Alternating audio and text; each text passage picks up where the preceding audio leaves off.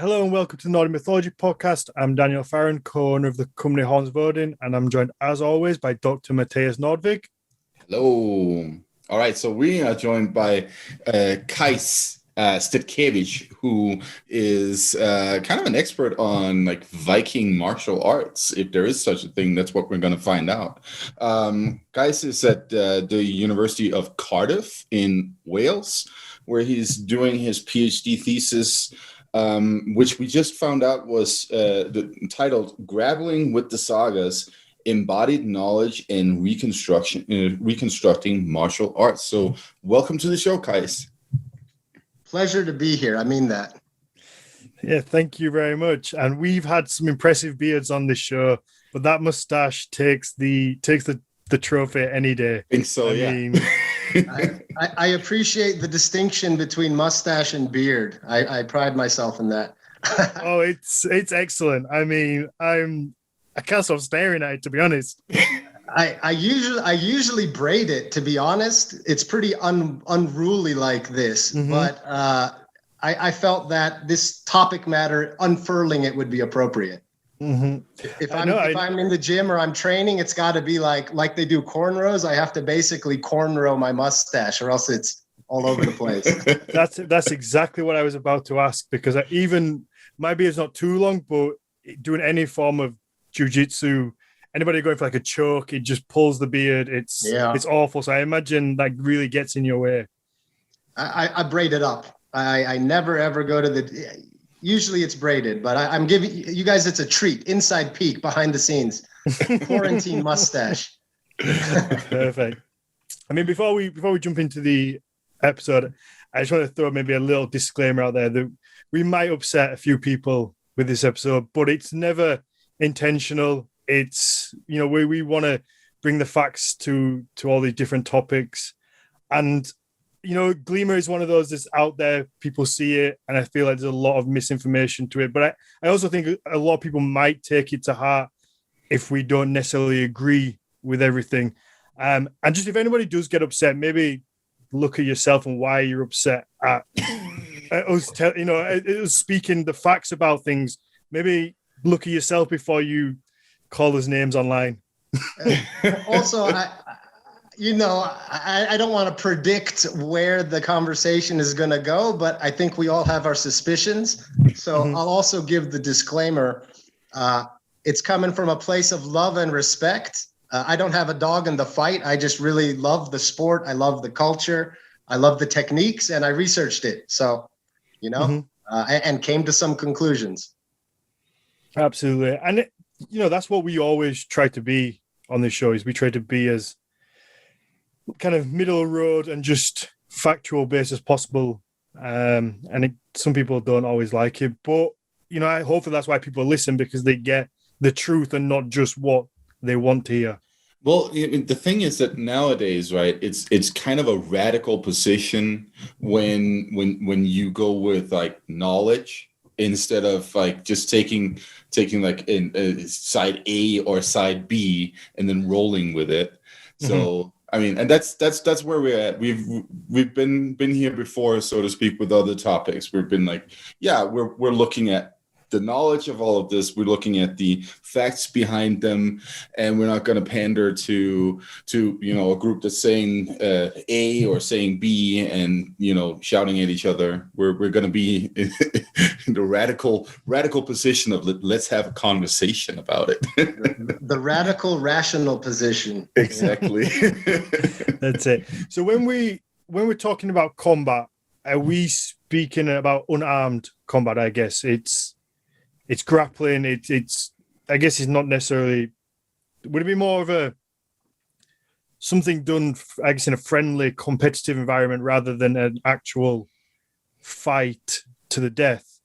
So are we talking Glima specifically now? I think just in general of where we're going to go with the episode. I assumed it would be more of like a competitive, friendly-esque, but I guess if you have stuff that leans more towards the actual in-war battle grappling, I can go there as well. I got it all. Whichever way you want to go, I got it all. No, that perfect. That makes me happy. Yeah, and we spoke a little bit before the show, and I was very happy to find out that you actually train martial arts. You know, you're coming from this from not only a scholarly standpoint, but somebody who has practiced martial arts and understands what works, what doesn't work. Because I think it's so easy to watch videos online sometimes, especially not just picking at Glima. I think in all kind of what I would call maybe ceremonial martial arts, it's easy for people to look at them and watch videos and think, oh, well, that would work. That's pretty. That, you know, that's something that would actually work in a fight. When in reality, it's usually the things that look ugly are the ones that work, and they're not necessarily the things that look good on video. So I was really excited to know that you've trained jiu-jitsu, you've trained Muay Thai, you know what works, what doesn't work. So you're coming in it from a really good angle, in my opinion, rather than just a scholarly side of somebody who doesn't necessarily know what it feels like to somebody to try and kill you. Yeah. So academically, I've been interested in this topic. I was a history major way back in the day, undergraduate. I went to University of Iceland, or Háskóli Íslands, and did a master's there. And my thesis, over the last maybe 20 years, I read a lot of sagas. And when you read the sagas, there's lots of violence. And if you like fighting and violence, they're like a fairy tale, you know, they're just so much fun. And then when you've also been grappling your entire adult life, well, even beyond, I mean, since a kid, I've been wrestling at least. So I realized there's lots of fighting and that's cool, but damn, there's a lot of wrestling in the sagas. And you don't read, I mean, can you think of any other historical text from any culture where you bump into wrestling that frequently and that prominently? I can't, and I'm fairly well versed in this area. So it exists, it's ubiquitous, but it's rarely celebrated that much. So for me, and this would be like maybe 7 or 8 years ago, I first started being like, you know what, I'm going to start putting sticky notes on all the wrestling techniques I like, just for fun. Well, you know, way before a thesis was in mind. And so it started growing, and I realized, well, there's hundreds of mentions, hundreds of references, and lots of explicit scenes, and even even saga heroes who are wrestlers or famous for their wrestling. So it was very clear that this was a big cultural aspect of something I really liked, which was saga literature and medieval history. And the other half of the equation is I grew up, I wrestled, I played rugby, I got into jiu-jitsu, I got into MMA, I did amateur cage fights. I still compete in no-gi and submission and BJJ tournaments, not so much during COVID, but pretty much all the time. And so my hobby, my personal life, has been grappling with sweaty human bodies. It's basically second nature to me now. And that's where a big part of my thesis argument comes in, kind of looking back at the sagas and actually identifying this technique is probably this. And let me test it out and test out what options we have, and how the human body works and if this is physically possible or not, and terminology they use and things like that. And I started tinkering around and realizing, yeah, a lot of saga scholarship looked at grappling from the sagas, and they thought, well, Vikings, what we know about how they fought is in the sagas.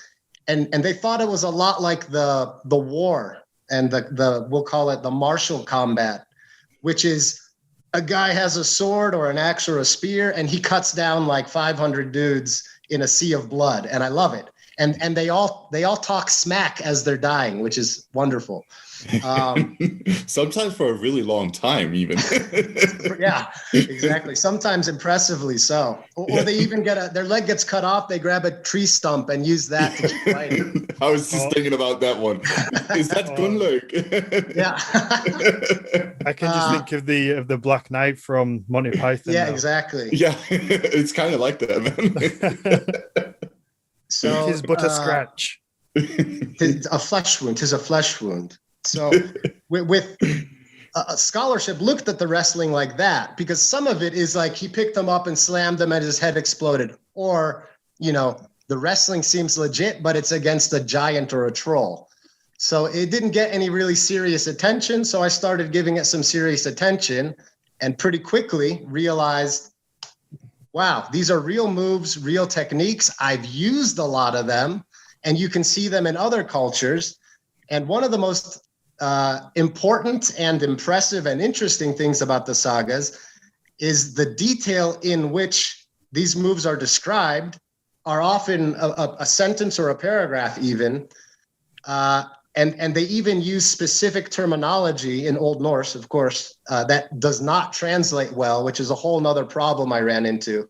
Got to go to the original source language, because this shouldn't surprise you guys, but most 19th century and 20th century Old Norse scholars, not the toughest guys, no offense.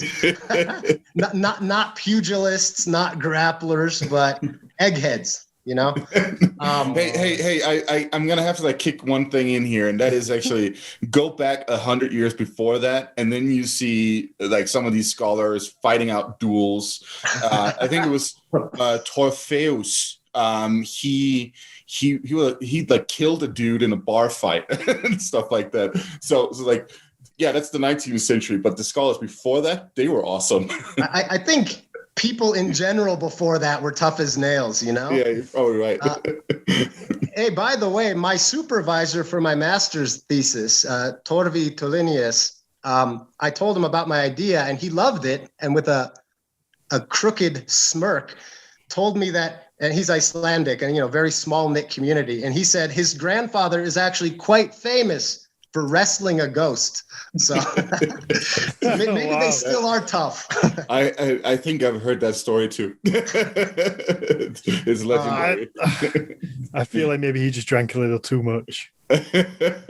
But at any rate, so bridging the gap between, we'll say, academia and Old Norse studies and grappling or physical combat, martial arts, that's a big part of what my thesis is doing and my argument. But as it's in the title, and I think one of the most important points that Daniel was mentioning is embodied knowledge. That's another facet that you don't see much in academia because the two worlds are so separate. Athletes and academics are generally not commingling that much. But with embodied knowledge, you can really go far in terms of analyzing physical acts. And if you think, and to explain to any listener or viewer that's not familiar, embodied knowledge is like the inherent knowledge you get from practicing something physically over and over so that your body becomes familiar with it, like riding a bike. You can explain to someone 1,000,000 times how to ride a bike or blow glass or any skilled technique, physical technique, and they're going to get on a bike and they're going to eat shit immediately because it doesn't click. The body doesn't academically understand what it just read. It's not math. So with wrestling, it's the core. One of the most fundamental embodied knowledges we have is how does our body interact with another body? And this comes from animals and primates and survival. How do I not get beaten up by this caveman? Or if I'm a primate, how do I defend myself or my harem from this other primate invading my space? And it's advanced over the years, but we have swords, we have armor, guns, bows, and arrows. Technology skyrocketed, but grappling has really pretty much stayed the same. And you can look back and the Greeks, of course, were big wrestlers, and they described a lot of it in their literature, not as much in their fiction as much as just historical. They had competitions and they loved fighting and pancration and wrestling and greased dudes, everything. So even 1,500 years before that, you see in ancient Egypt, you have wall murals in burial tombs that have the exact same tricks, trips, and throws that are described 1,000 years later, that are described 3,000 years later. And those Egyptians, they weren't the first to do it either. So it's pretty fundamental. If I can just insert myself here. So what we're dealing with is basically a phenomenological side to the aspect of wrestling, like because the human physical form is this, what you're seeing right here. Basically, there hasn't been much change, or there hasn't been much need for innovation, or how would you express that? There's a great book by a guy named Ben Spatz, smart guy. He's into dance and theater, but the guy nailed it on really digging into embodied knowledge. His book is called What a Body Can Do. And it's about theater and dance, but I love it. If you like martial arts, it's completely compatible. And the term he uses is substrate, meaning like the foundational bedrock. Our bodies now are just like they were, for all intents and purposes, 1,000 years ago, 3,000, 5,000. Whereas armor, or rifles or bows and arrows or swords, everything else has changed drastically. And how can we make sure it was like they were doing it? But wrestling has pretty much stayed fundamentally unchanged for millennia upon millennia. I'm actually very glad you brought that up, because I'm not arguing that we can just read about any martial art and figure out how they did it. Really, I'm specifically arguing that we can do it with wrestling and other, and I use wrestling as in the broadest sense, grappling. We can do it with grappling because there are so few variables in the equation. My body, your body, flat surface, physics, and kinesiology, how a joint can bend. And once you, and anyone who wrestles nowadays or does judo or any kind of grappling, and especially MMA, which integrates pretty much whatever works best is what we do. Once you start grappling, resisting opponents, I don't know if you're mentioning this, Dan, before the podcast, but like you were mentioning, when you go against someone who's resisting, the actual techniques that work are very rarely flashy. They're flashy if you're miles better than your opponent and you can have fun with them.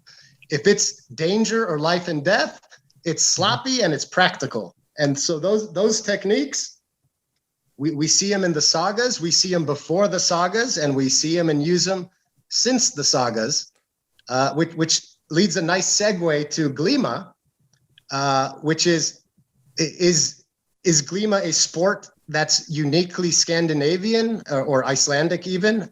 Right now, currently, sport Glima, I would agree that it is. Sorry, reading the note there. I would.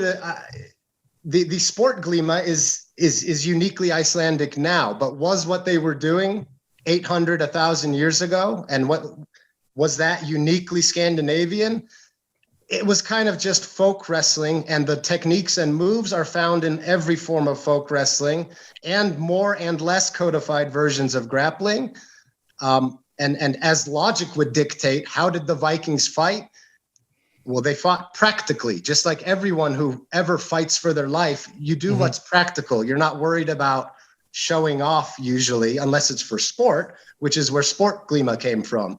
In real life, you do a hip throw and you slam them into the ground as hard and as fast as you can to get it over with quickly. There's very little decoration. So, yeah, I think it's not pretty when it's a fight for their life as well. I think eye poking, biting, gouging, testicle grabbing. I think anything goes, because at the end of the day, it's whoever wins. But when it comes to being a sport, it's very much a different thing. It's it's got rules to protect each other, I think. Yeah, and obviously common sense again.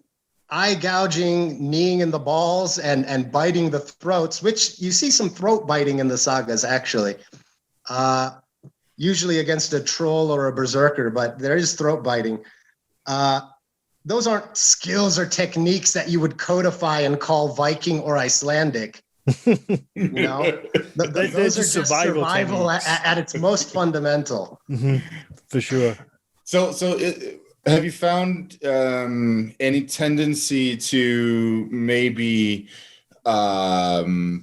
like associate certain like styles or certain moves with a particular type of character as opposed to another kind of figure. I mean, we both know as people who are well trained in reading sagas that they use different stereotypes in the saga literature. Are there like certain ways of wrestling that are more associated with a berserker or a troll? Okay, I got you. Yeah, interesting question. Because of the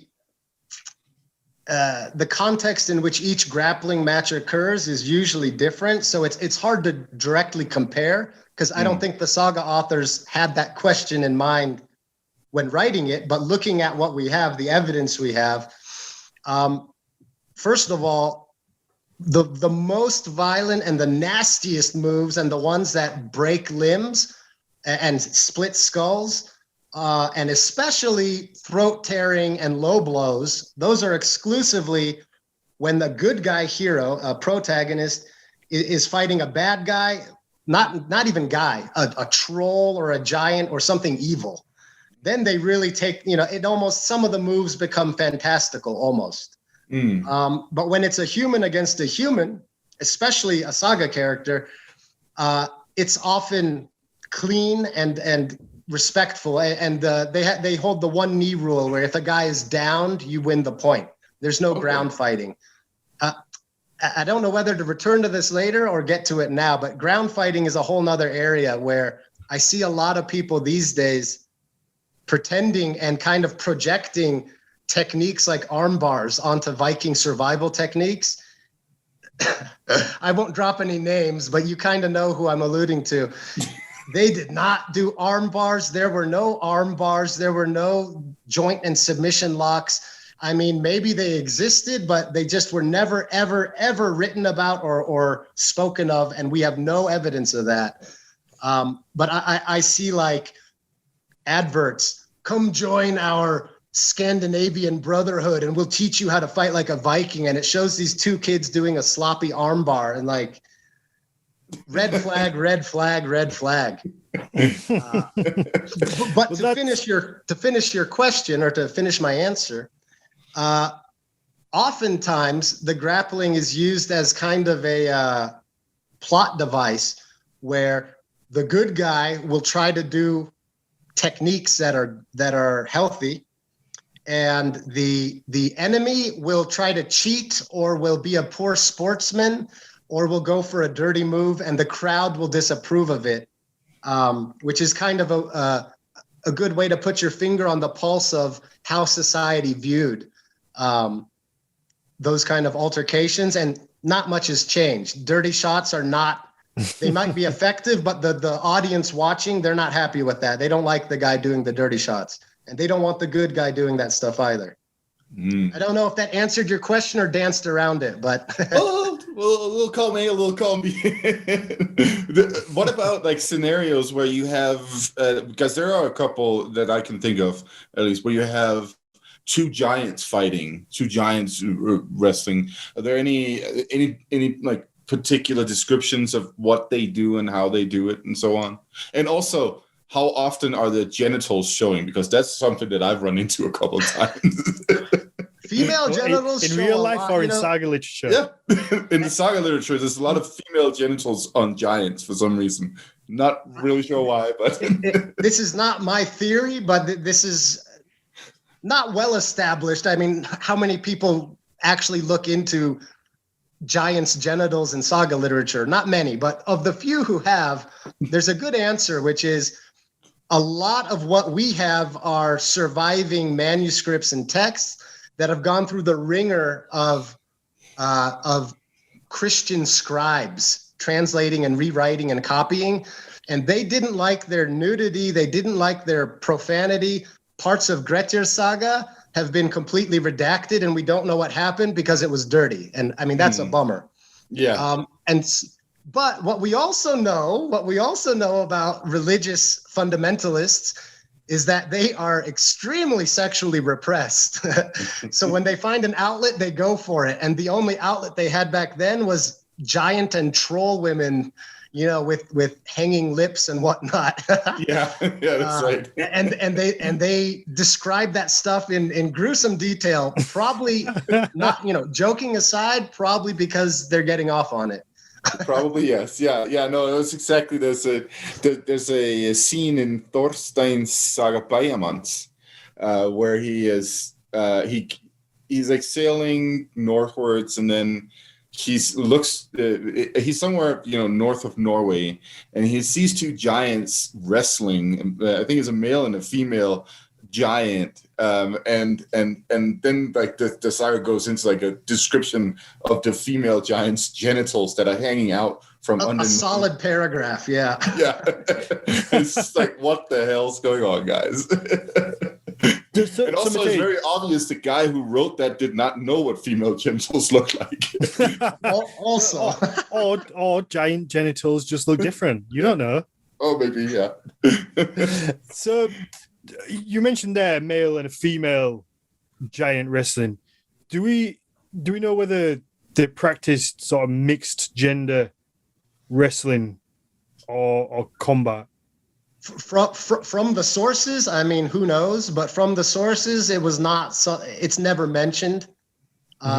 There's some physical conflicts between men and women in the sagas, but never grappling.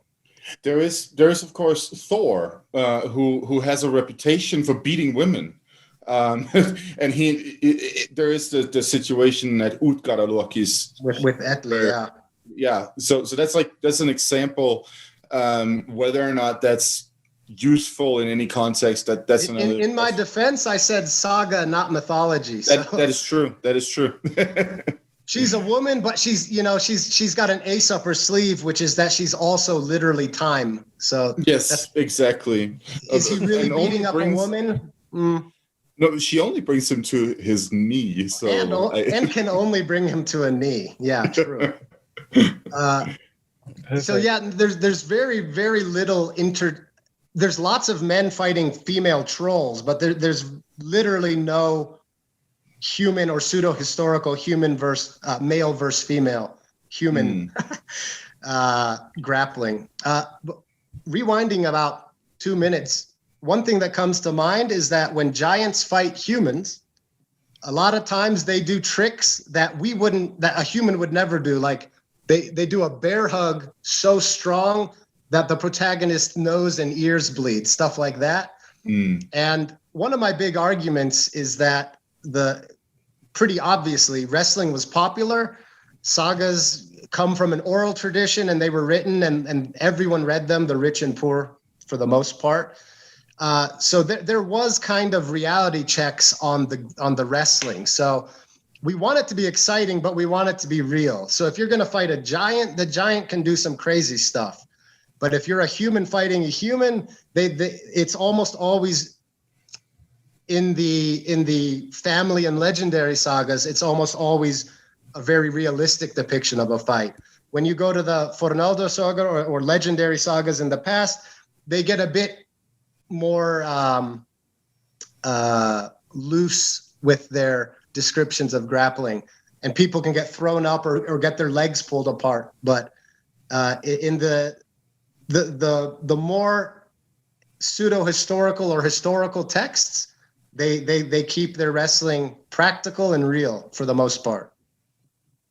Okay, so we've kind of spoken a little bit about kind of saga stuff, and what do we know, or do we know what they would have what an ordinary Viking man would have done, or would have been able to do, or what they would have wrestled? Not, I can tell you with total confidence, a hip throw. Okay. They had very good. I mean, like we mentioned earlier, grappling has been very advanced for a long time. MMA is new, and we're learning all these. Someone's creating a zany new jiu-jitsu technique that's uses multiple inverted rolls and lapel chokes, because we have that kind of free time and we train it. And but usually for most of history, wrestling was very important, but like we keep saying, it was very practical. I think the rules also come into play, because if it's competition wrestling or competition jiu-jitsu where you can't get punched in the face, there's certain moves that you can do that you can't do when there's a fist coming down at you. So I think that definitely plays a part. You know, if this is, when it comes to, like you say, fighting for your life or wrestling, grappling for your life, there are certain things you're going to do because the other guy's also trying to hit you in the face, kick you, bite you. So you have to almost keep it very simple, protect yourself, and do what damage you can. You're not going to go like they say, a black belt's a blue belt once he gets punched in the face. So yeah, that's it exactly. I think it's isn't it there's a German instructional book on fighting from like the 1400s or something like that, and it basically just like it's got a lot of like moves and it it demonstrates a lot of different things, but it basically just goes, go for the balls, man. Just go for the balls. It's always a good solution. Good way to start. It definitely is. So, hey, by the way, speaking of Germany, sorry, I just have to throw this weird factoid in there.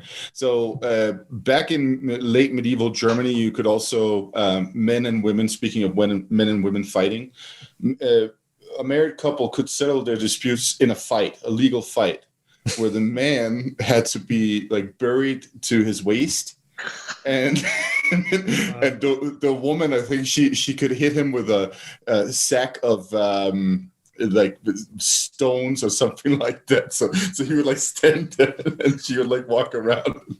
So that's another way to do it, I guess. Wow, how progressive. I guess. Sure. Yeah. For sure, yeah. So Glima is obviously known as the Viking martial art, I guess. Do you think that in the Viking Age they would have trained these moves as like a martial arts, or would have trained, practiced, drilled certain moves for combat? Or do you think it was literally just a case of these are innate things that most people who are in a fighting situation just know how to do off the cuff? It's just something like riding a bike. There's nothing innate about it. You would think there would be maybe, but there's nothing innate about it. They practiced, they grappled, and they practiced. And one of the traditional uses of Glima, or one of the common times you'll see it referenced or mentioned in non-saga medieval texts, like Graugas, for example, or law books. You'll see it mentioned. It was clearly done for competition and sport. Now, what they didn't do, we've added to Glima now harnesses and very strict codified rules. And the harness is the modern thing that really stands out. I want to say between 100 and 140 years ago, they started really using it, but I'm not exactly sure on when the harness first became codified. Is that the one that looks like the sumo wrestling underwear? Not really. It's like a belt with two different straps. It looks like pistol holster / bondage gear. Yeah. Okay. And you give each other wedgies with it, basically. And you can give each other wedgies, and you. So there's collar. There's Scottish backhold wrestling. There's the reality is Glima in its historical form was just another form of. There we go. Perfect image. I mean, that does look quite sexual almost. I'm not gonna lie.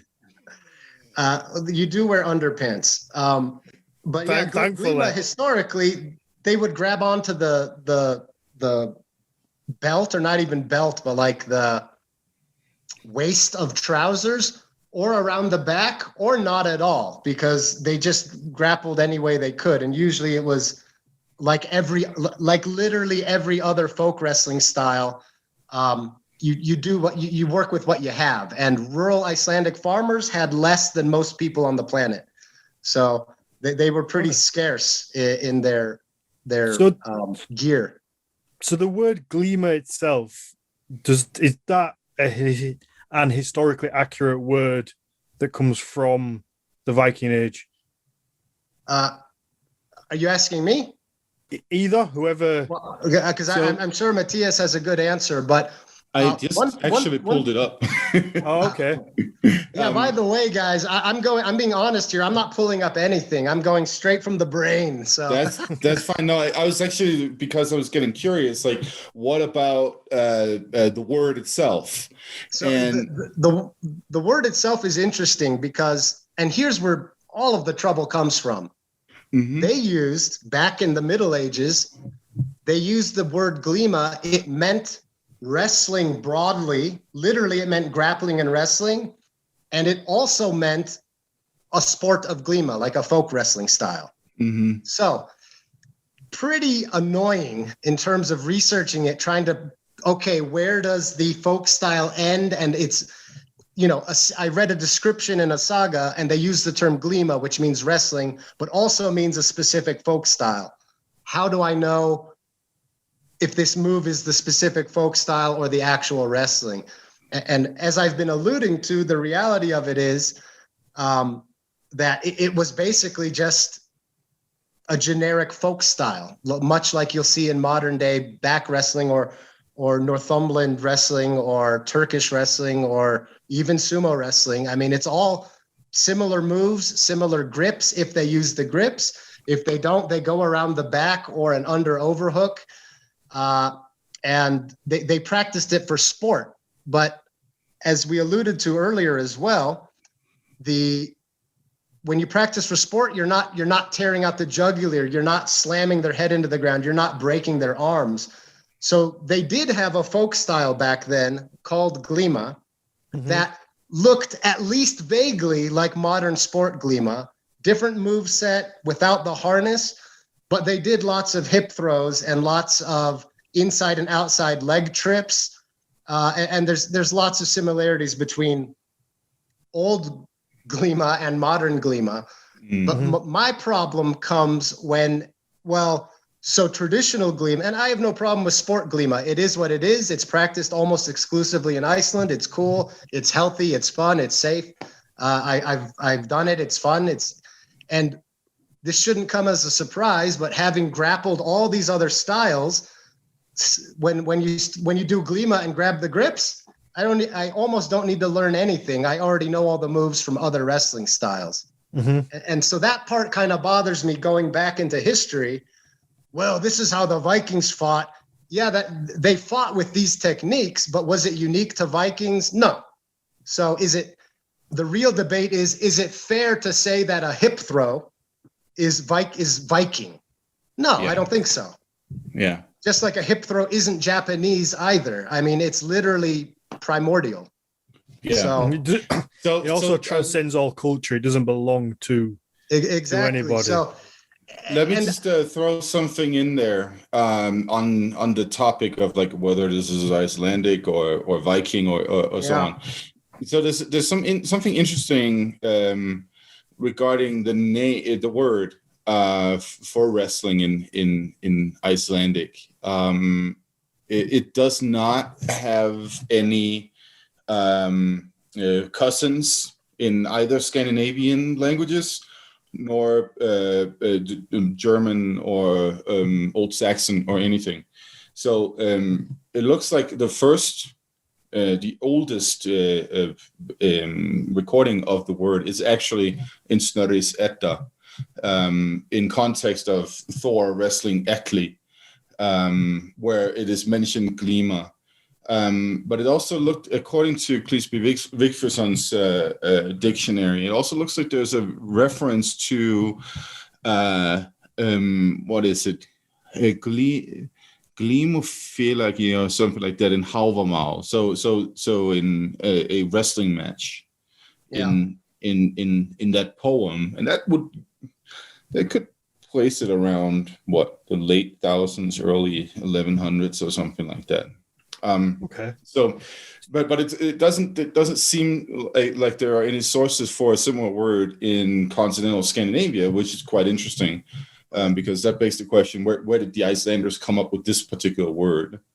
Yeah, and from memory, which is not good, Zoega dictionary and also Vigfusson, which generally is better, but Zoega I think liked grappling because his dictionary is not quite as robust, but he nails it in the grappling section in very obscure stuff. So I have my theory there.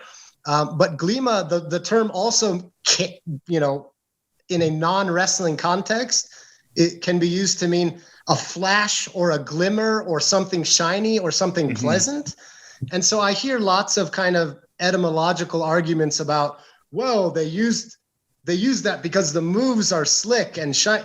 And, is that a coincidence or is that, I don't know. And the definition of Glima is particularly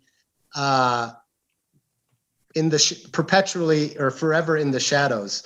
And so I know almost all there is to know about Glima, but I truly believe no one knows why it's actually called that or where the word came from. But there are a couple theories. But we know that Glima means a wrestling style in the Viking Age is kind of what I was mainly getting at, that it's not just a not in the Viking word. Age, not in the Viking Age, but in the medieval period at least. Like we can't trace it back to say 900s, but we can trace it back to the 1200s. Okay. Yeah. Okay. I mean, all or most warrior cultures have some form of wrestling. I guess it's a way of getting out frustrations almost. Which is what I was going to ask next. Was, do you think? I mean, I assume that they like you said, they trained this. This was something that they did. Were they training it or having competitions for battle, or was it for just pure entertainment? Do we know all of it? All of it. From source texts, they did it for fun. They did it at fairs, and people did it to show off to the girls. Not much has changed in 1,000 years. So, and someone had mentioned in the text earlier, professional wrestling. It was kind of used as professional wrestling as well. The way, if you're familiar with any kind of judo or throwing-based unarmed martial art, when you get the torque and lower center of gravity and the physics down, a small guy can lift a huge guy over his hips and literally float him there and bring him down and make it look like it's a slam, but it's actually gentle. So those kind of throws are great for a crowd, and they're flashy, they show off, and everyone has fun with that. Is that what they did in combat? No. In combat, no one's grabbing the trousers and sidestepping twice to the left and right and then following these rules. So they're kind of like collegiate wrestling or judo. You practice it in the gym, but if you do it in a real fight, you do a very similar technique, but without any of the bells and whistles. Okay. So there's lots of gray area here, but it was definitely used both recreationally and in combat. Okay. So recreationally, do we know the rules that were in place or stipulated of like, this is what you've got to do, this is how you win? I assume it was competitive, unlike pro wrestling, which might upset some people, isn't real. Which is planned out ahead of time, so they know what's going to happen. One cool thing about Glima is that it's very sportsmanship oriented, or at least in the 18th and 19th centuries, they wanted to make sure it was seen that way. So we're talking sport Glima within the last 100, 200 years. So you begin with a grip. You each grab, reciprocal grips on each other's harnesses. And there's kind of a two-step stepping motion that if you Google anyone doing Glima, or honestly any folk wrestling, there's kind of a waltz-like dance to it. And you kind of try to time a throw with the steps of your opponent. That's how you start it. And in terms of rules, you can't let go of the grip unless it's to switch a grip. There's a couple variations. The big one is you got to get any part of your opponent other than their feet to touch the ground, and you can win. Okay. There's also variations where you have to bring them down to a knee. That's a little more specific, but the big one is you get the grips and you can do any throw you want as long as no part of your body touches the ground and you get a part of their body other than their feet to touch the ground. While you guys were talking about this, I just briefly skimmed Anatoly Lieberman's article that actually does reconstruct an etymology for the word Glima and tells us basically blah blah blah blah blah.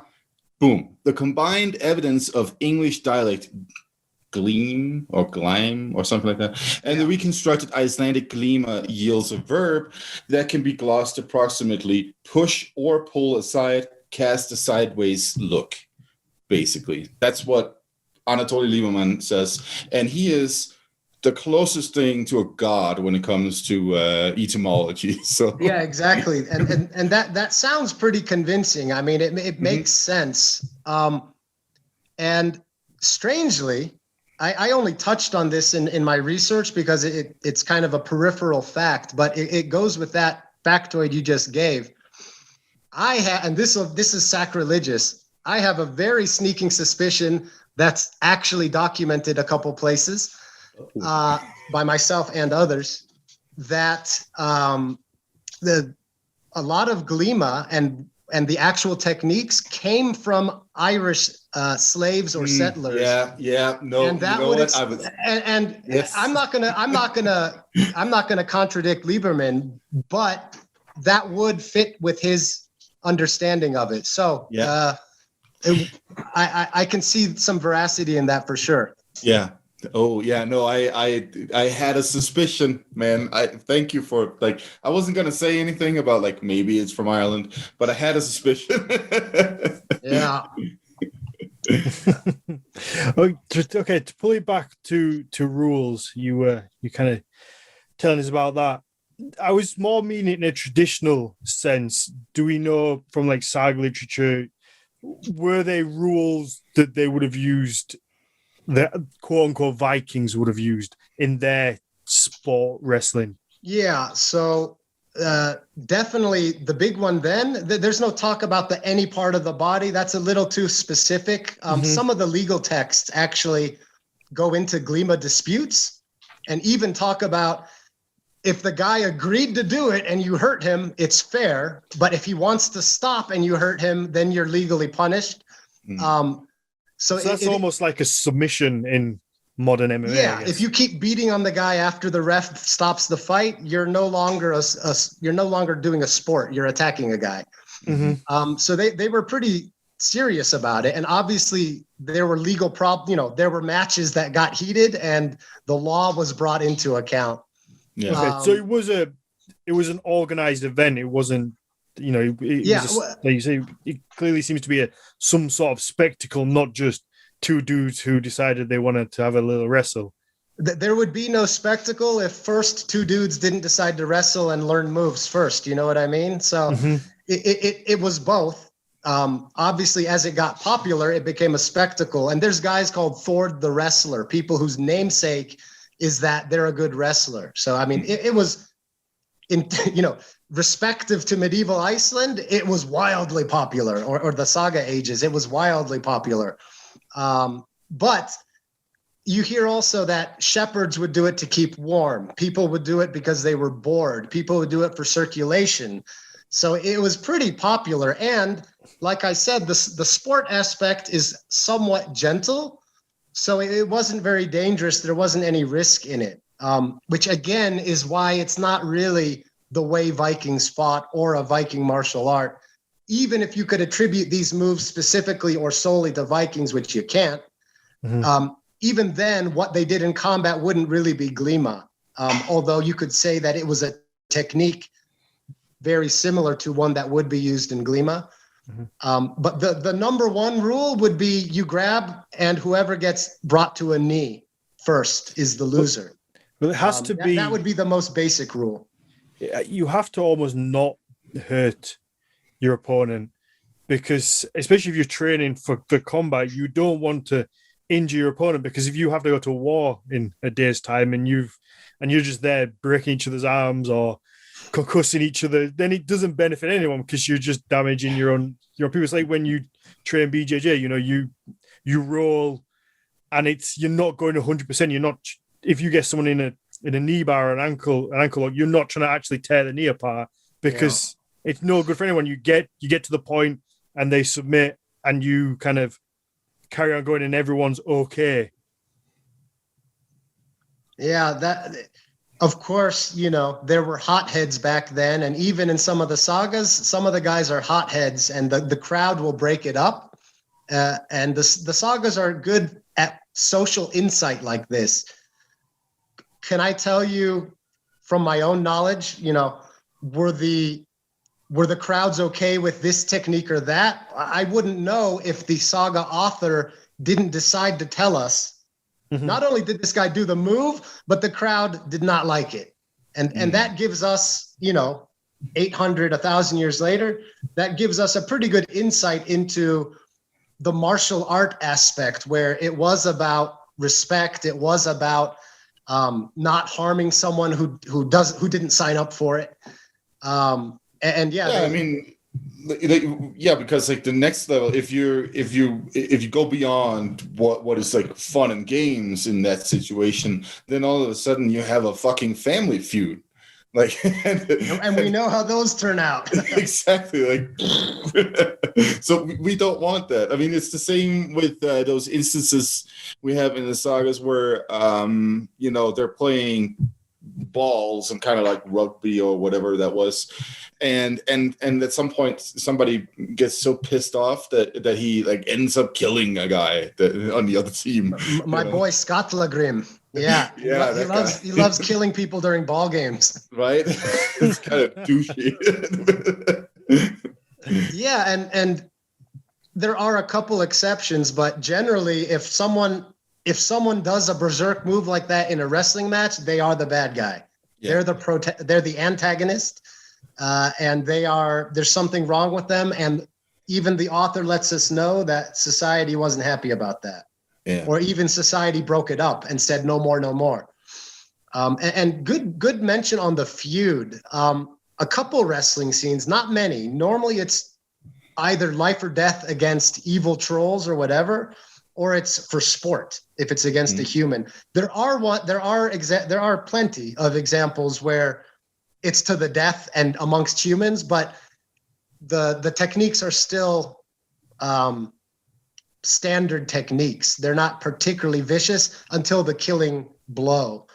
But like you mentioned with family feuds, there's a couple times where a heated wrestling match is either the pinnacle of or the catalyst for a feud.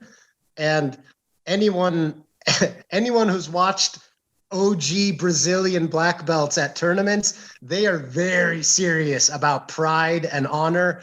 And that, the stuff, it can, so back in the day in Iceland, it could turn into literally a generation-long feud to the death. Especially if you try to win not fairly, or if you try to do something seen as unsportsmanlike, it could be a very ugly next generation or two for your family. Yeah, that's true. And this is something to keep in mind. The laws would stipulate certain penalties depending on what kind of injury that you'd cost another person, right? So that's where this whole voluntary aspect comes in, right? Like if it's at some point shifts to involuntarily situations, then it becomes a matter of crime, basically, and a matter of and that lacking a police force turns into a feud. And a nice aspect, interesting aspect of Icelandic society back then was honor was so important that it wasn't just about physical damage. If you inappropriately, and you can see this in their law books, if you humiliated someone unnecessarily or went above and beyond the sport and decided to just embarrass the guy, you can be punished for that. Because it's very, honor was social currency back then. So you couldn't clown on someone publicly in front of, their future wife or whatever. That wasn't. You say frowned upon. That was not smiled upon. That's not really an expression, but you know what I mean. Yeah. No, I think there's even a feud, a very long-standing feud. I can't remember which one that broke out over some guy accidentally hitting another guy in the head with a spoon. Like it's like, all right, now we go to war. Now we've got to go. That's it. Or your horse beat mine in a fight. Now I have to kill your whole family. Yeah. Easy there, guys. You let your cows graze on my land. You're dead. It just sounds like nightmare neighbors next door. There are neighbors from hell in the sagas. That's it, yeah. 100%. Yeah. So to summarize, it seems like we just have a very much just a typical standard wrestling culture that you find all over throughout different cultures throughout history. There's got basic moves that are tried and tested over time that we know work, and it's used for sport and also used in combat. So how do we get to 2020? I'm on Facebook and I'm scrolling down and I see this advert or somebody posting in a Facebook group, Glima, the Viking martial arts. This is how train like a Viking, fight like a Viking. And then I click on the video and I watch it and I'm like, no, that wouldn't work. That's not how fighting works. So like, this if you is the tried thing that in real life. Yeah, no, I still don't get, like, how can anybody really believe, like, in this day and age that these Vikings would put on garters and then give each other wedgies? Like, how does that work? I have, I think, a helpful way to frame the question, which is, do we think that Gauls, how did the Gauls fight, or the Britons or the Saxons, how did they fight? Do we think that they actually fought to the death with Scottish backhold wrestling? No. Who thinks that? Mm. Is it possible when their swords got entangled or they had to drop them in close quarters that they did a throw that you could do in backhold wrestling? Of course that's possible and even likely. But do we think that, oh, I want to train to fight like a Saxon, so I'm going to do Scottish backhold wrestling? That's pretty weird. Or like, I want to fight like a samurai, so I'm going to do judo. Well, I mean, that's a pretty bizarre ahistorical disconnect as well. Yeah. All these people do kind of funnel in the same direction, which is, what's trending sells, and people are preying on that. I mean, I think that's the reality of it. That's it. You do see this very much. This is the Viking martial arts. Learn to fight like a Viking, and it's become that, and it is frustrating to see.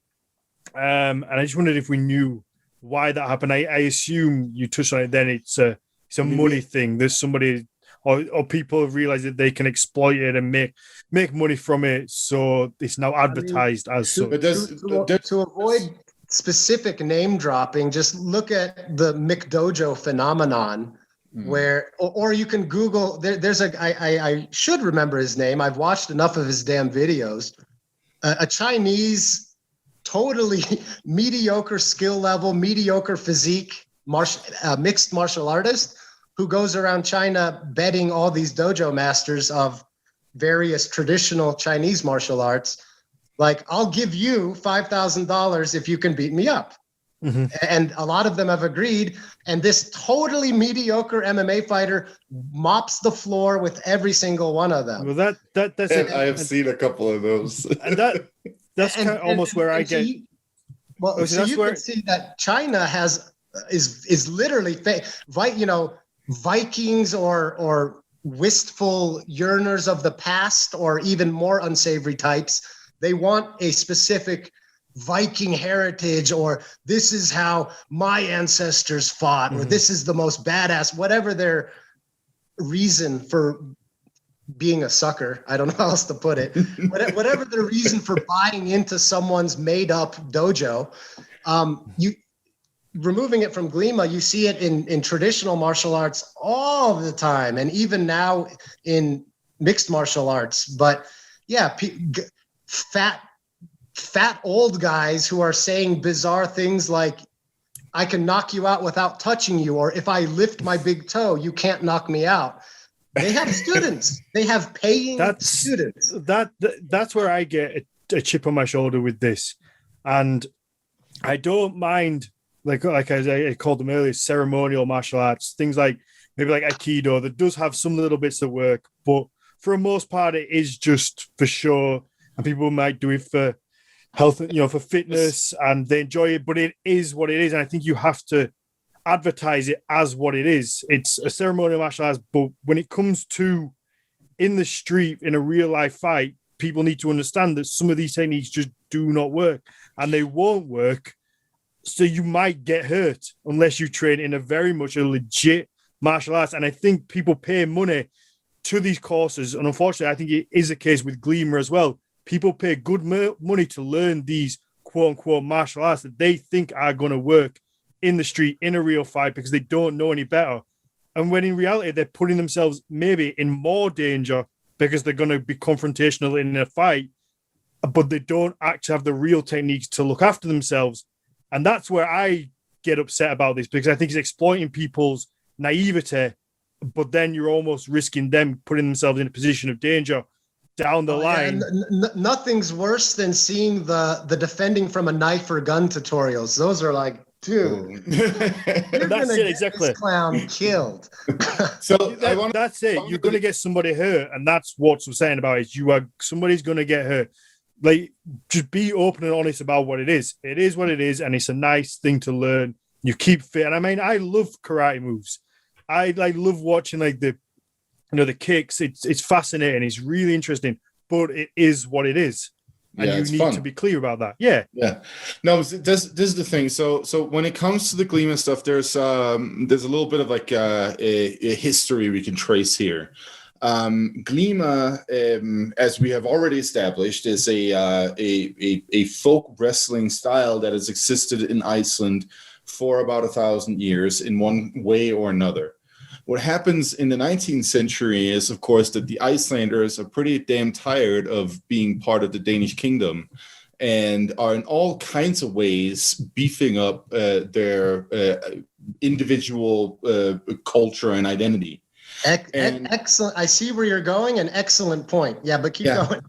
So what is happening? And this also, Thorrablot is another great example of this feast they have in January, where you eat pickled bull's balls. No, not bull's balls. Hafra. What are they called?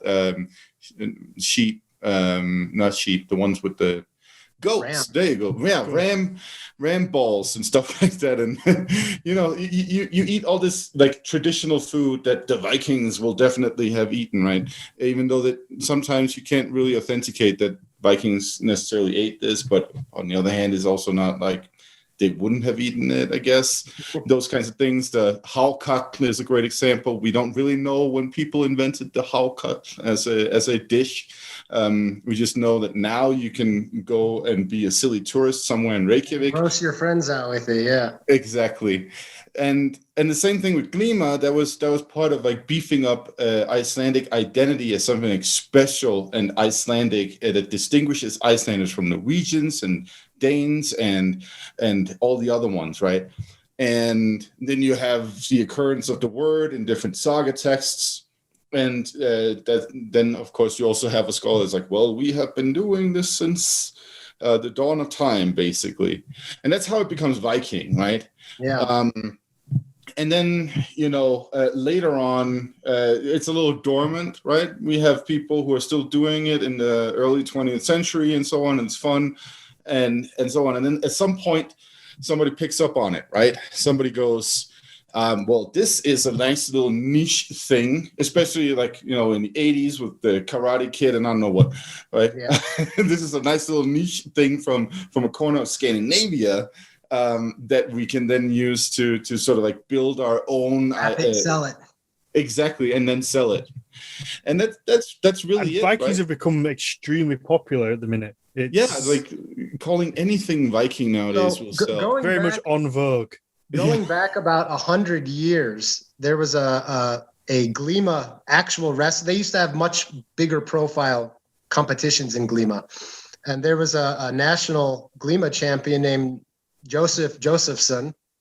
And he published he also competed in the Olympics in wrestling and placed. He may have gotten bronze or he may have fifth, but he placed. He did very well in Olympic wrestling, but he was a Glima guy. And so and then a guy named Thorstein Einarsson, who, if you've researched Glima, you'll run into his name. He was a Glima instructor and historian. Both of these guys, throughout most of the 1900s, were just constantly trying to get Glima to be an Olympic sport. They wanted Glima to be international. Josephson literally toured the world doing Glima exhibitions, trying to show people this is our sport. So it became very nationally profound. And I think that's where a lot of the defensiveness comes from. Like, and trying to identify it like, this is Icelandic, this is Viking, this is how we fight, this is how they fought. I don't think there's anything wrong with recent. That's why I don't think there's anything wrong with it being an Icelandic wrestling style. And they've got their own little spin on it with the belt, and it's add momentum to make that package sell more. They try to tag on Vikings as well. It is currently a very Icelandic grappling, folk grappling style. But my problem comes when you try selling it to people that this is how the Vikings fought and this is how you should defend yourself. That's it, exactly. That I agree. It is. They say if it's anything like like collegiate wrestling, it is what it is. It's a wrestling style that they like, that comes from, certainly with the belts, comes from Iceland, and is it their national sport, or is it the Icelandic national sport? It was their soccer team. Their football team did really well a couple of years ago, so I think they kind of sneaked over to football. For sure. Until 2016, it was the national sport.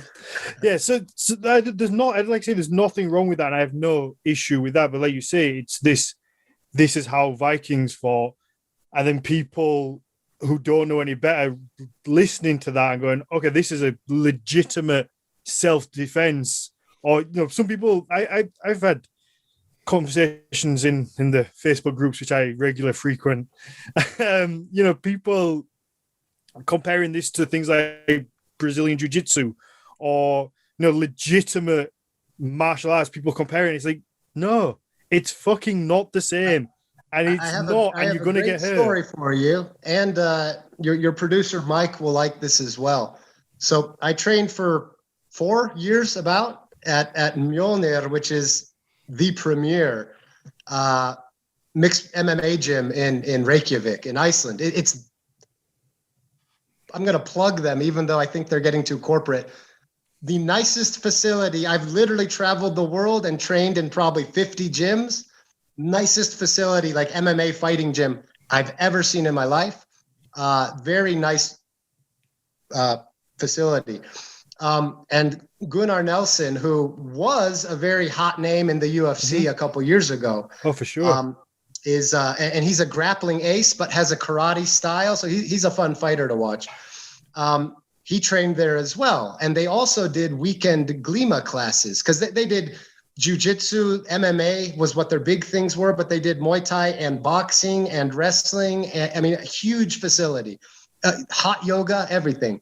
And they also had Glima classes taught by actual MMA fighters who are Icelandic, And I'm going to let you guys guess, these Icelandic MMA fighters who teach Glima, do you think they used MMA and Muay Thai and Jiu-Jitsu and wrestling when they fought MMA, or do you think they used their Glima,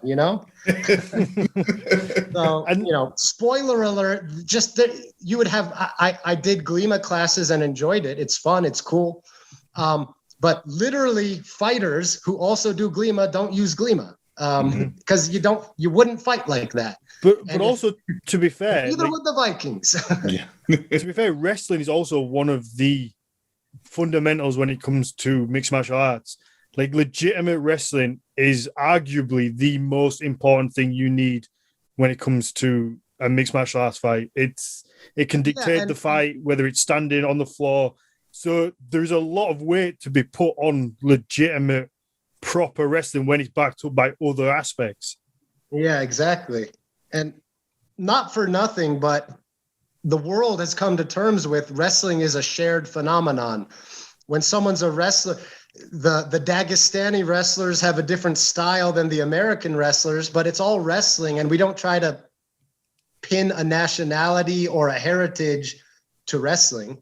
So to me, it's the whole. Yeah, I don't have a dog in the fight. I'm not Scandinavian, and I don't think Glima is very practical. So, but I like it and respect it as a sport. But the need to kind of disingenuously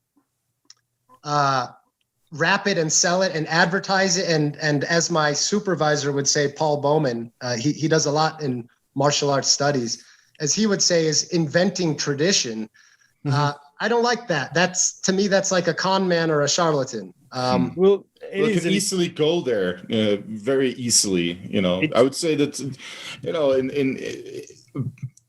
sometimes I think people also deserve a little, bit of good faith. Like, some people actually end up believing something here, and then they'll change their understanding of it later on once they've, listened to somebody who knows what they're talking about, like you, for instance. Hopefully people will listen to this and then maybe change their opinions.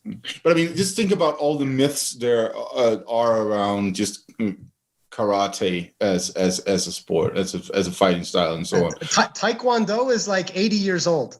Yeah, but in lots of people's minds, it's like thousands of years ancient, wise tradition. It's like 80 years old. Mm-hmm. Because to us Westerners, it's got a fancy name. That's why it sounds like, ooh, that sounds like it's old. There are plenty of yoga moves that also seem to have been inherited from, calisthenics rather than just distant ancient monks on a mountain, stuff like that. And that's how it goes.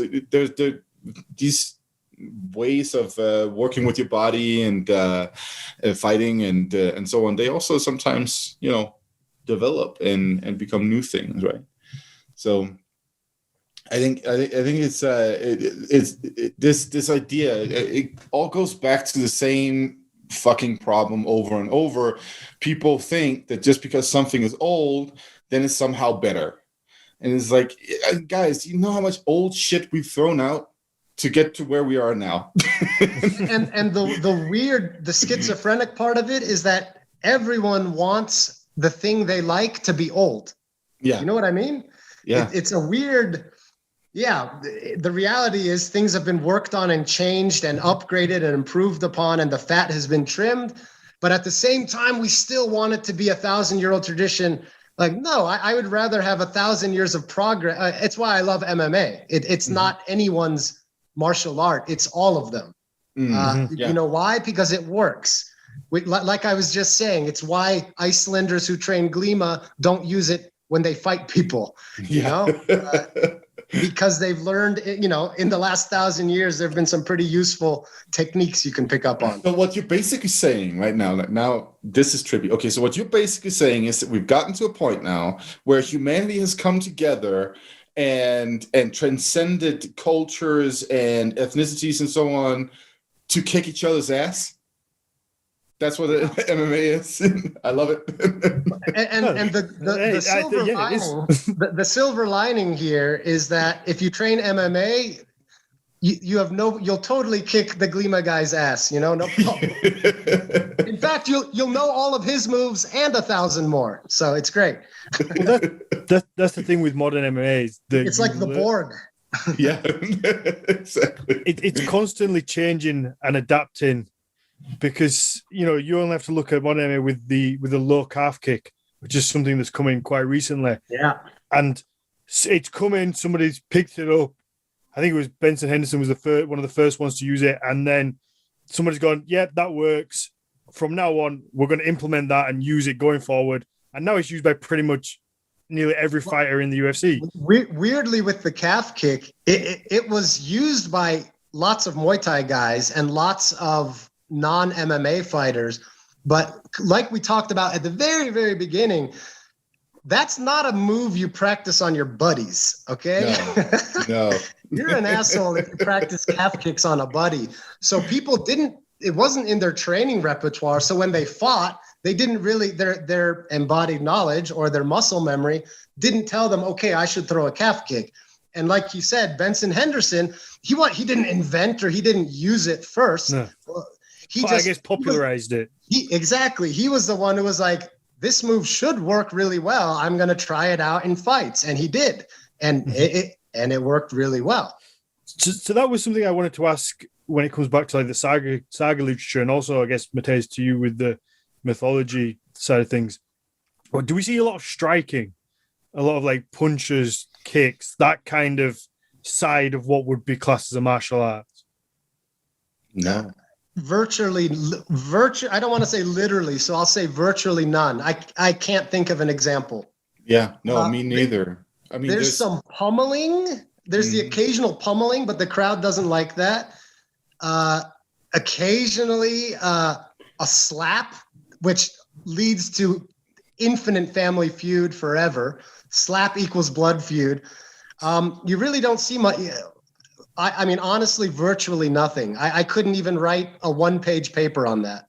Thor punches Hemi, as far as I remember, in the story about the fishing expedition where they go fish for the Midgard serpent. Yeah, I'm pretty sure in Snorri's version of it, the wording is that he punched him on the side of the head or something like that. But that's really like there are very few punches and kicks and stuff like that. Thor, by the way, Thor was the legit MMA guy of medieval Scandinavia. I also remember Thor kicks a dwarf. Yes, he does kick a dwarf. But I think it's like a drop kick. Like he kicks him out of the scene. Like he literally kicks him. No, he kicks him into a fire. Like this is like one of the douchiest things that Thor has done. Like he kicks a dwarf into a fire during the burial of Baldur. That would definitely get Thor cancelled this day and age. He would be straight off with the. Imagine drop kicking a dwarf into a fire nowadays. You think that's offensive? He blocks a giant woman's urethra by throwing a stone at it because she's pissing in a river he wants to cross. Yeah, that's he doesn't. He's actually kind of an ass, to be honest, in those stories. In Thor's defense, he's advertised as hot-headed. So that's true. Like it's not like anybody should be surprised here. He came in with like, I'm an ass. And all the other gods think he's an ass. They respect him because he defends them, but no one ever said he was a cool guy. No.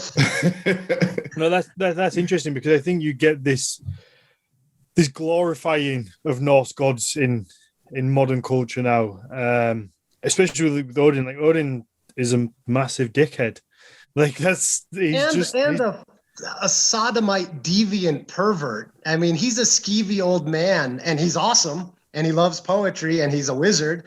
But yeah, Odin and he's the god of war. He's all these things. But like you're saying, what popular culture thinks of as Odin is definitely not what 1,000 years ago they thought. They were really human with all their shortcomings. The gods, the Norse pantheon, are petty and insecure and creepy and perverted. Rapey. That's the thing. Rapey, yeah, for lack of a better word, they're definitely rapey. This all gets forgotten in modern culture when you see people who just, I don't know, talk about the Norse gods and I guess almost pick one as their totem. You see, it seems to be a very popular thing recently. And it's like, no, these people, they weren't nice people. They did really, really shitty things. Yeah. It's not just nice. They weren't ethically good.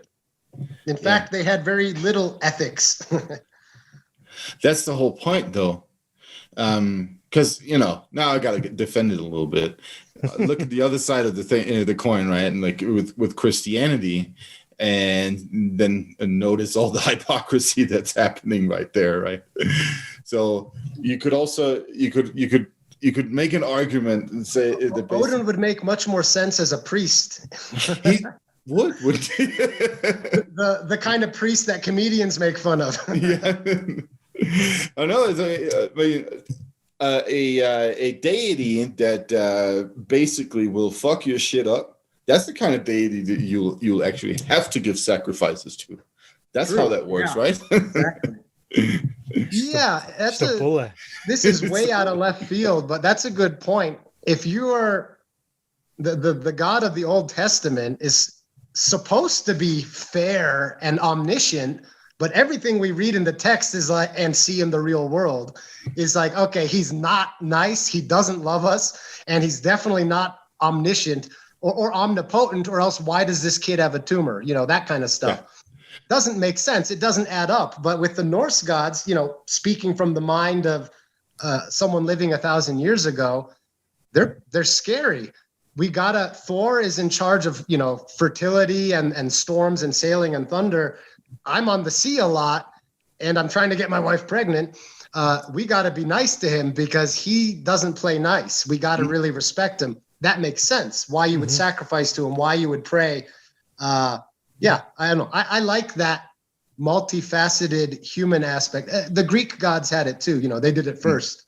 But that makes more sense as to why people created these people, these gods in the first place. Because, or in my opinion anyway, it's because something happens and we didn't know any better, so we put an explanation to it.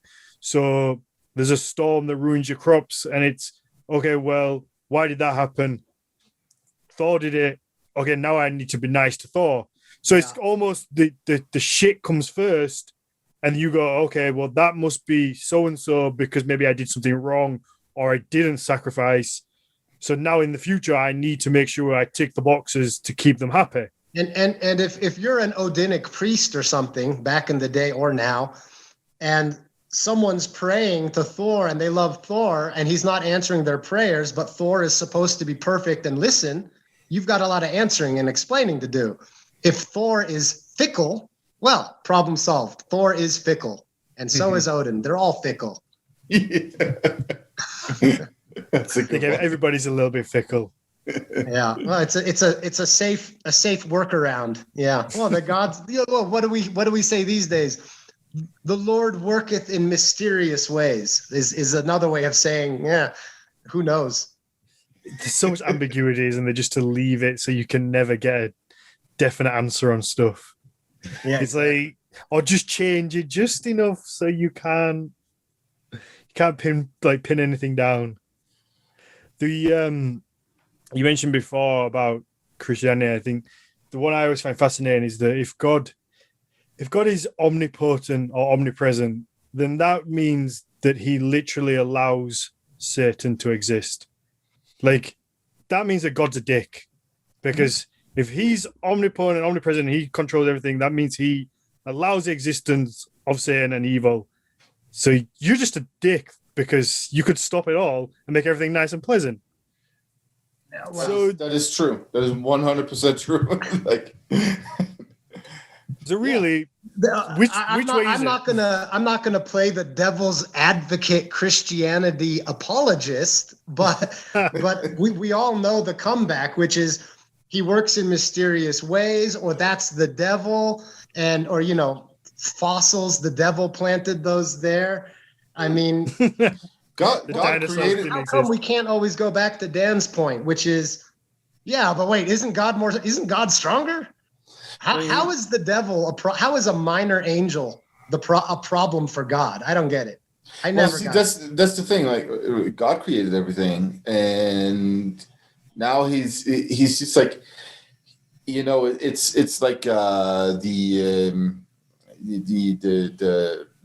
the interstate highway system in the U.S. Like, it was built in the 1950s and hasn't been updated since.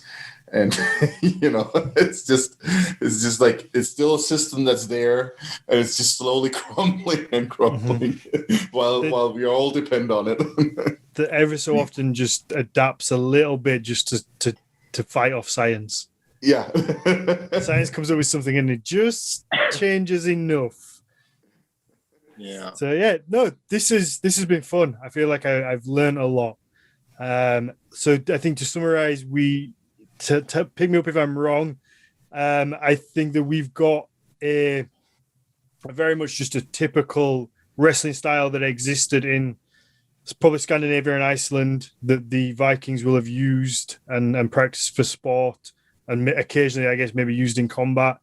That wasn't specific to them, that is now being marketed by modern day for probably monetary gain as a Viking martial arts, but in reality, it's just a wrestling style that is very like much... I said, you wouldn't, if someone came up to you and said, I want to defend myself, period, you would never recommend a folk style wrestling system. Never, unless you're an idiot. And then if they said, like my ancestors did, and their ancestors happened to be Viking, which already is all sorts of comedy ensues. Well, the Vikings didn't fight. They did this. The Vikings did do this similar form of folk wrestling, but not when they fought. I mean, okay. How fabulous would that be if when they face off against the Saxons, they all just put the swords down, got into their pants, and just fucking wrestled. They just thousands of them just wrestling. The winner was decided trial by combat. What's it called when two leaders of the army each fight each other? What's that called? Oh yeah, I know what you mean. It's like they have a champion, and they have a champion, and everyone survives because whoever wins, the loser walks. Maybe they did that with Glima. Maybe that would be brilliant. We've just got a history all wrong. No, this has been fun. Thank you very much. My pleasure. Yeah, very cool. Very cool to talk to people who are game on this topic. And like I said earlier, bridging between academia and martial arts. I love it. That's what I'm all about. Because too often the two are separate, and an academic, well, like my whole thesis revolves around an academic with no physical background or grappling experience talking about the wrestling isn't going to know what he's talking about. And a wrestler who doesn't know anything about saga literature or Old Norse or the culture, he's not going to know what he's talking about either. So yeah, very cool. Yeah. That's it. I hope you all enjoyed. I don't want people to think we've just been bashing on Glima, modern Glima or this quote unquote Viking martial arts. It's not about that. It's just that if that's what you want to do, or you want to practice that and training that, then exactly. albeit I'm not going to tell you what to do.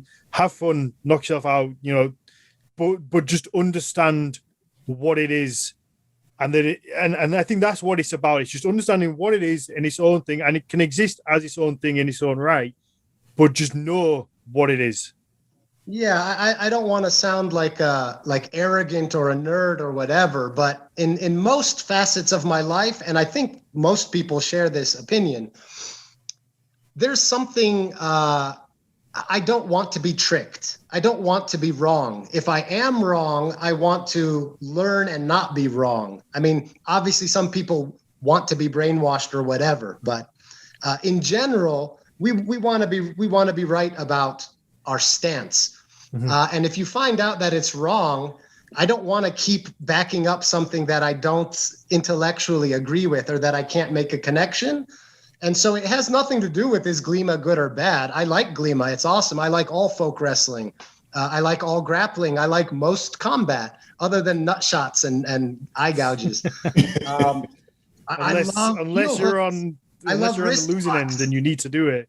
Or unless I need to do it. But like you're saying, I have nothing wrong with Glima, but I do have something wrong with people getting something appropriated, misrepresented, and then literally sold to them for profit on a false premise. That's not cool. No, that's not Viking.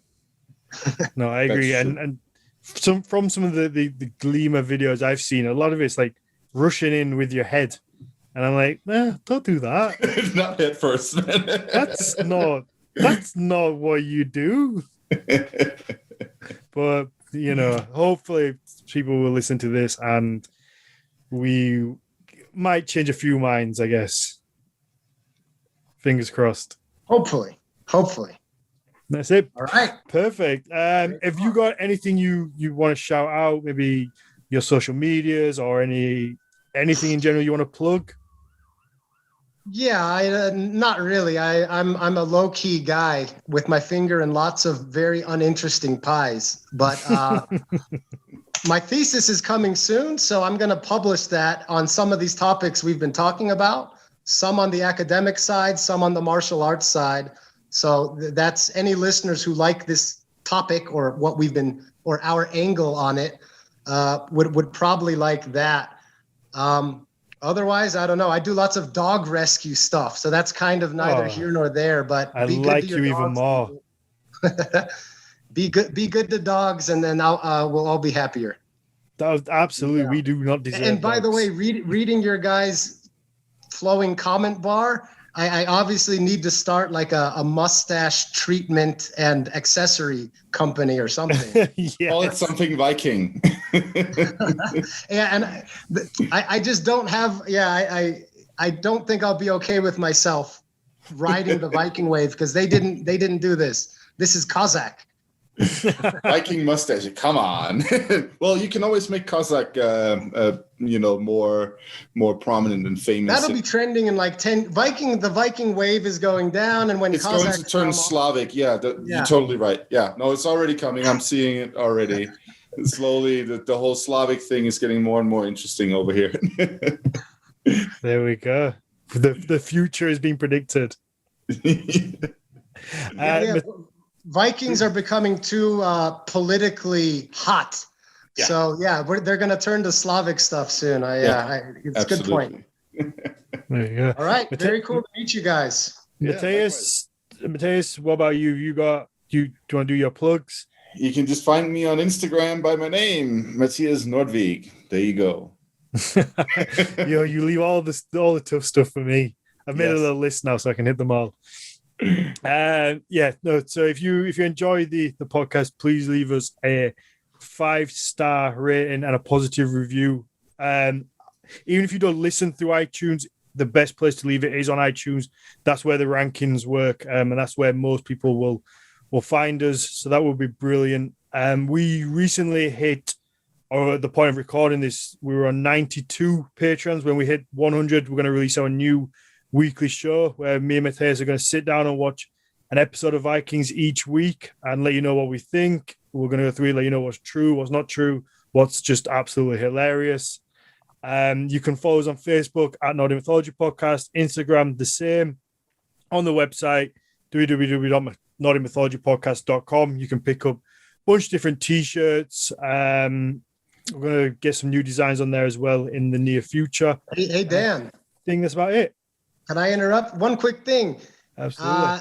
If you do a line of mustache beads, I'll be your model. Absolutely. Just let me know. Absolutely, yes. We will talk after. We'll do it. I mean that completely genuinely. All right, you will get the call. I gotta go, guys. I gotta go get vaccinated for COVID. So have fun. Thank you. See you next week with 3 arms. All right. Yeah, see you next week. Glowing green.